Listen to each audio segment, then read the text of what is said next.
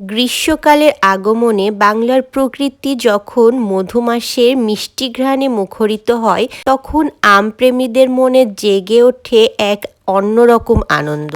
কাঁচা আমের টকঝাল স্বাদ কিংবা পাকা আমের রাজকীয় মিষ্টতা আমাদের প্রতিটি মুহূর্তকে করে তোলে উৎসবমুখর ও স্মৃতিময়। গরমকালের মধুমাসের মিষ্টি রোদে আমবাগান থেকে ভেসে আসা সেই চেনা গন্ধ আমাদের শৈশবের সোনালি স্মৃতিগুলো ফিরিয়ে আনে। গ্রীষ্মের এই তপ্ত দুপুরে কাঁচা আম মাখা বা এক গ্লাস কাঁচা আমের জুস বা এই কাঁচা আমের যেই মিষ্টি ঘ্রাণ, সেটা ক্লান্তির নিমেষেই দূর করে দেয়। কাঁচা আমের টকঝাল স্বাদে লুকিয়ে থাকে আমাদের ফেলে আসা সেই দুরন্ত শৈশবের হাজারো না বলা গল্প।